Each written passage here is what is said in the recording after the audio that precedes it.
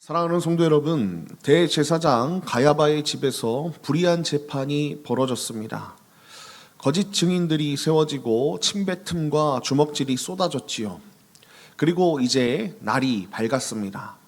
오늘 말씀 1절을 보면 모든 대제사장들과 백성의 장로들이 예수님을 죽이려고 함께 의논하는 것을 볼 수 있어요.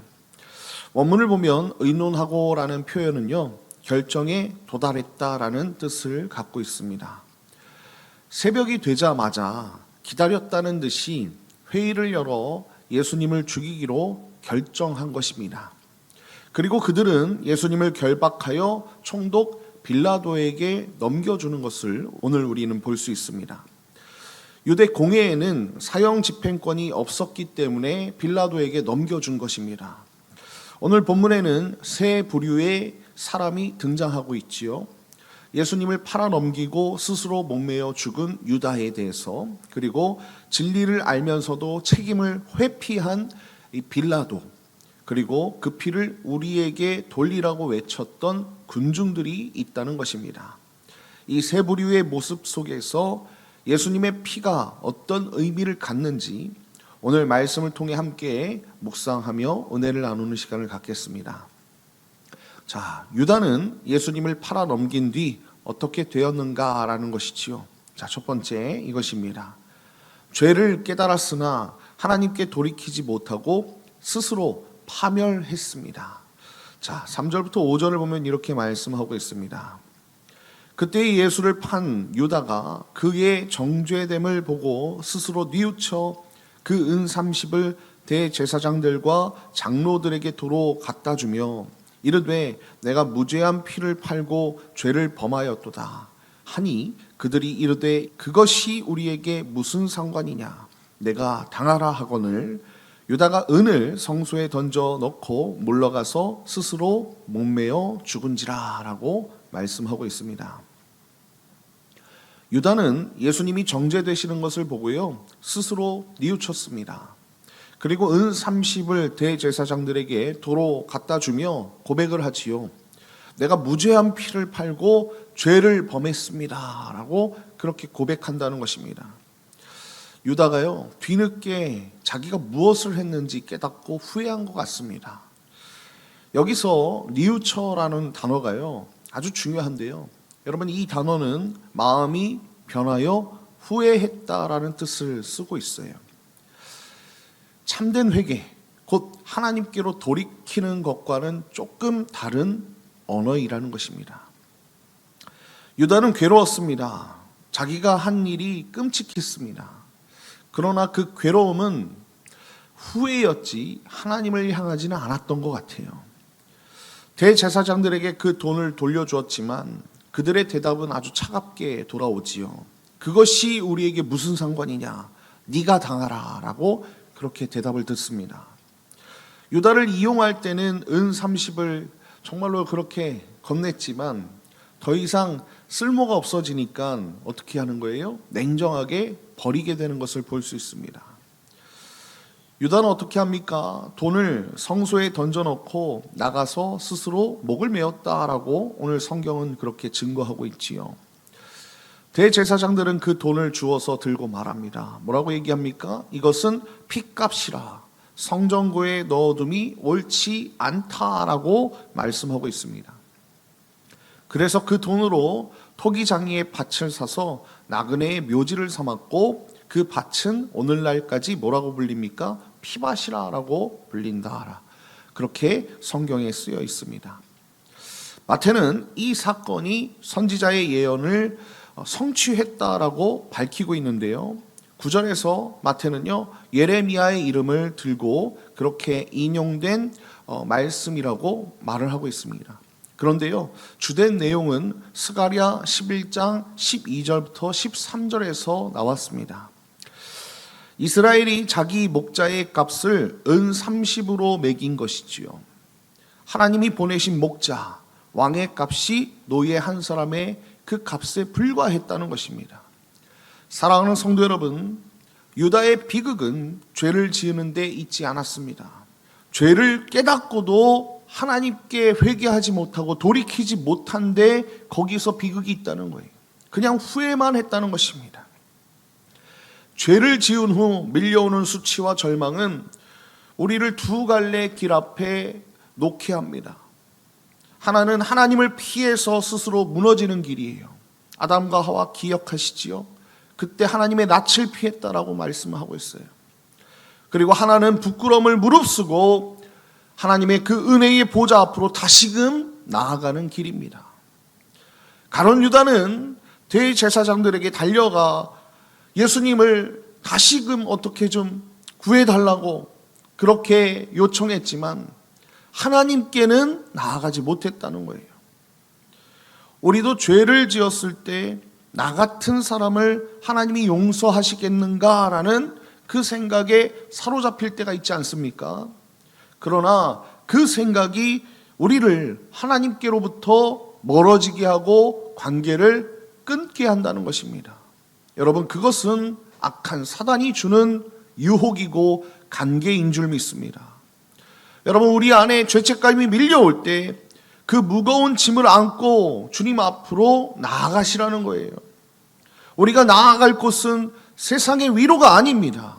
십자가의 은혜 앞인 줄 믿습니다. 우리가 이 은혜를 사모하며 오늘 이 십자가 앞에 나온 것 아니겠습니까?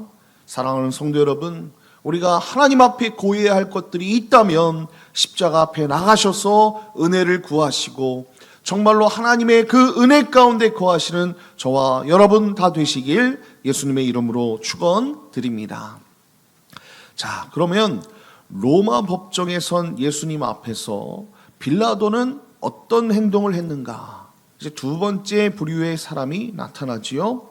자, 두 번째는 이것입니다. 무죄하심을 알면서도 진리를 외면하고 책임을 회피했다는 것입니다. 11절, 12절, 14절을 보면 이렇게 말씀하고 있습니다. 예수께서 총독 앞에 섰음에 총독이 물어 이르되 내가 유대인의 왕이냐? 예수께서 대답하시되 내 말이 옳도다 하시고 대제사장들과 장로들에게 고발을 당하되 아무 대답도 아니하시는지라. 한마디도 대답하지 아니하시니 총독이 크게 놀라워하더라. 아멘. 자, 예수님께서 이제 총독 빌라도 앞에 서시는 것을 볼 수 있습니다. 그리고 빌라도는 묻지요. 네가 유대인의 왕이냐라고 그렇게 묻습니다. 예수님이 대답하십니다. 네 말이 옳도다. 그러나 대제사장들과 장로들이 쏟아내는 고발에 대해서는 한마디도 대답하지 않으시는 것을 오늘 볼 수 있습니다. 그래서 빌라도가 아주 크게 놀라워하지요. 왜 그렇습니까? 이 빌라도는요, 로마 법정에서 피고가 자기를 변호하는 것을 포기하는 일이 거의 없기 때문에 변호하지 않는 예수님을 보면서 아주 크게 놀라는 거예요. 원래 로마 법정에서는 함께 변호하면서 논쟁을 하거든요. 그런데 예수님은 침묵으로 일관하셨다는 것입니다. 예수님의 이 침묵은 이사야가 예언한 고난받는 종의 모습 그대로 성취된 것입니다. 도살장으로 끌려가는 어린 양처럼 입을 열지 않으신 거예요. 빌라도는 예수님의 무죄를 분명히 알고 있었던 것 같습니다. 18절에 이렇게 말씀하고 있어요. 18절을 보니까 뭐라고 말합니까? 그들의 시기로 예수를 넘겨준 줄 알미더라 라고 말씀하고 있기 때문에 빌라도는 알고 있었어요. 예수님이 왜 붙잡혀 왔는지를 알고 있었다는 것입니다. 빌라도의 아내까지 사람을 보내어서 경고하지요. 저 옳은 사람에게 아무 상관도 하지 마옵소서라고. 아내가 그렇게 사람을 보내서 빌라도에게 얘기를 합니다. 자기가 꿈을 꿨다는 거예요. 빌라도는 분명히 알았습니다. 예수님이 무죄하다는 것을, 이 재판이 시기에서 비롯된 것을, 그래서 의로운 판결이 무엇인지를 빌라도는 알았다는 거예요. 그러나 24절을 보면 빌라도는 물을 가져다가 무리 앞에서 손을 씻으며 말하지요. 이 사람의 피에 대하여는 나는 무죄하니 너희가 당하라 라고 그렇게 자신의 책임을 회피하는 것을 보고, 그리고 자신의 책임을 다른 사람에게, 군중들에게 돌리는 것을 볼 수 있습니다. 여러분, 빌라도는 손을 씻었지만 손을 씻는다고 책임이 사라지지는 않습니다. 진리가 무엇인지 알면서도 정치적 안정과 자기 보신을 위해 무죄한 분을 십자가에 넘겨준 그 잘못을 회피할 수 없다는 거예요. 성경은 그것을 고발하고 있는 것입니다. 사랑하는 성도 여러분, 빌라도의 모습은요, 오늘 우리에게도 질문을 던질 수밖에 없는 거예요. 우리도 때때로 옳은 것이 무엇인지 알면서도 나의 손해가 두려워서, 관계가 깨질까 봐 진리 앞에서 우리가 물러설 때가 한두 번이 아니지 않습니까? 직장에서의 그 불의한 일을 목격했을 때, 가정에서 바로 잡아야 할 것을 우리가 알면서도, 그리고 교회에서 진실을 말해야 할 때, 빌라도처럼 우리는 스스로 마음의 손을 씻고 그냥 못 본 척 돌아설 때가 한두 번이 아니라는 거예요. 빌라도에게는 사형 집행권까지 가진 그런 권한이 있었습니다. 아주 막강한 권한이 있었다는 거예요. 그런데요, 그 권한으로 진리를 지키지 못했다는 것입니다. 여러분, 진리를 아는 것과 순종하는 것은요, 아주 다른 이야기예요. 우리의 삶 가운데 성령께서 이것이 옳다라고 진리를 말씀하실 때, 우리는 그것을 아는 것으로 그치는 것이 아니라 그 음성에 순종하는 용기가 우리 안에 있어야 된다는 것입니다. 오늘도 진리 안에 행하시는 저와 여러분 다 되시길 예수님의 이름으로 간절히 축원드립니다. 대제사장들에게 선동당한 이제 군중의 모습이 나오지요. 세 번째 부류가 이렇다는 것입니다. 자, 마지막으로 세 번째는 이것입니다. 바라바를 택하고 예수님의 피를 자청하는 모습을 볼 수 있습니다. 21절, 22절, 25절, 26절을 우리 읽어보겠습니다. 총독이 대답하여 이르되 둘 중에 누구를 너희에게 놓아주기를 원하느냐? 이르되 바라바로소이다. 빌라도가 이르되 그러면 그리스도라 하는 예수를 내가 어떻게 하랴?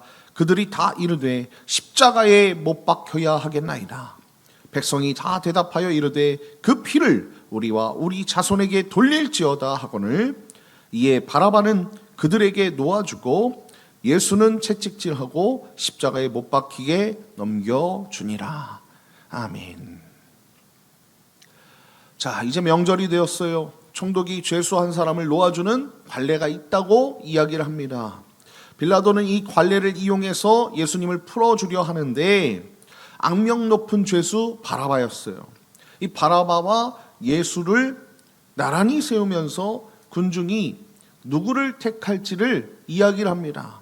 그런데 어떻게 합니까? 이 군중들이 예수님을 택할 거라고 빌라도는 생각했는데 누구를 택합니까? 바라바를 택하는 것을 볼 수 있습니다. 자, 빌라도의 예상에 빗나간 것이죠. 대제사장들과 장로들은 군중을 선동해서요, 바라바를 달라고 하게 하고요, 예수님을 죽이자고 그렇게 말하는 것을 볼 수 있습니다. 빌라도가 묻습니다. 그러면 그리스도라 하는 예수를 내가 어떻게 하랴? 군중이 외치지요. 십자가에 못 박혀야 하겠나이다.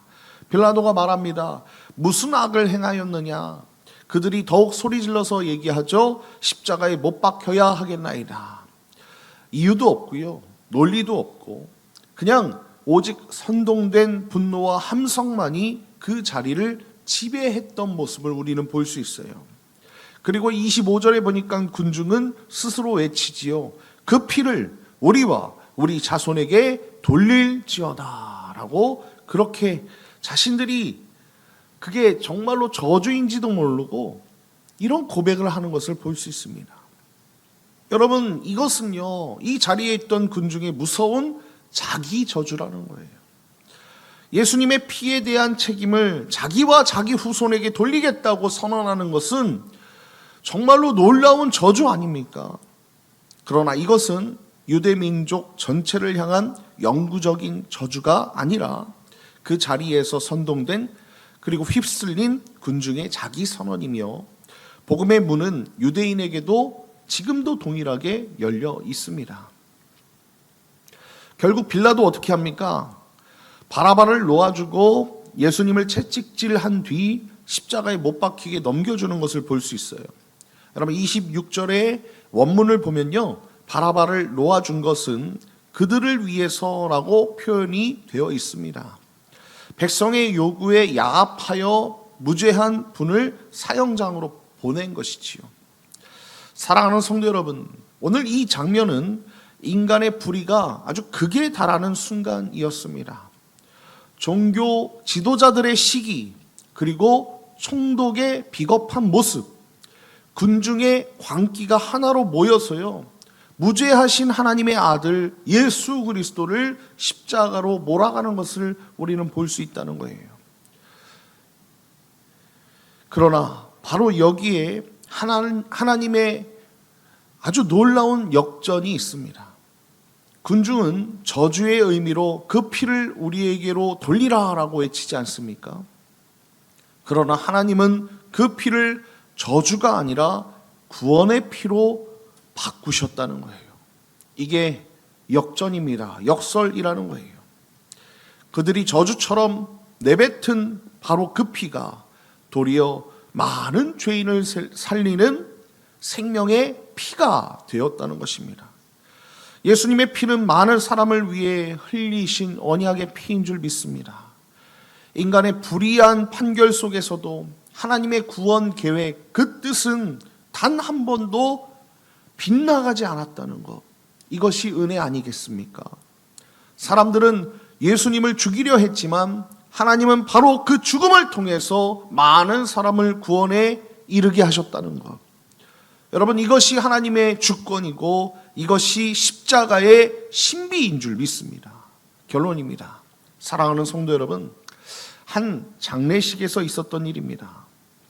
시신이 집을 떠날 때 누군가가 관을 붙잡고 외쳤어요. 우리 집안의 모든 질병과 저주를 가져가라. 여러분, 이것은 헛된 소망입니다. 죽은 사람은 아무것도 가져갈 수 없어요. 하지만 예수님은 하셨습니다. 우리의 죄, 수치, 질병, 사망, 저주, 진노, 심판 모두 가져가셨다는 거예요. 더 나아가 우리를 하나님과 화목하게 하신 그런 능력을 베풀어 주셨다는 것입니다. 십자가에서 자리 바꿈이 일어난 거예요. 그리스도께서 나 대신 죄인이 되셨고 우리는 그리스도 대신 하나님께 사랑을 받는 자녀가 되었다는 것, 그런 자리 바꿈이 되었다는 것, 여러분들이 깨달으셨으면 좋겠습니다. 독생자 예수님을 향한 아버지의 사랑이 나를 향한 사랑이 되었다는 것이에요. 사랑하는 성도 여러분, 오늘 본문에서 우리는 보았습니다. 유다는 하나님께 돌이키지 못하고 파멸했고요, 빌라도는 진리를 알면서도 그것을 회피하고 외면했고, 군중은 저주를 자청하면서 예수 그리스도를 십자가로 보내는 것을 보았습니다. 그러나 하나님께서는 그 모든 인간의 불의, 그 불의 속에서 하나님의 그 구원 역사, 그 구원의 뜻을 이루셨다는 거예요. 군중이 저주의 의미로 외친 그 피를 우리에게로 돌리라라는 이 말이 하나님의 손 안에서 우리를 살리시는 피가, 생명의 피가 되었다는 것입니다. 우리가 지금 고난주간을 지나고 있지 않습니까? 나를 대신하여 채찍을 맞으시고 십자가로 끌려가시는 우리 예수 그리스도를 바라보기를 소망합니다. 예수 그리스도의 그 생명의 피가 나를 위한 것임을 깊이 기억하시길 바랍니다. 그리고 우리가 할 것이 있어요. 예수님의 그 십자가를 바라보며 감사하는 것입니다. 그리고 경외하는 것입니다. 이 고난주간을 감사와 경외로 거룩한 시간들을 보내시길 예수님의 이름으로 간절히 축원드립니다.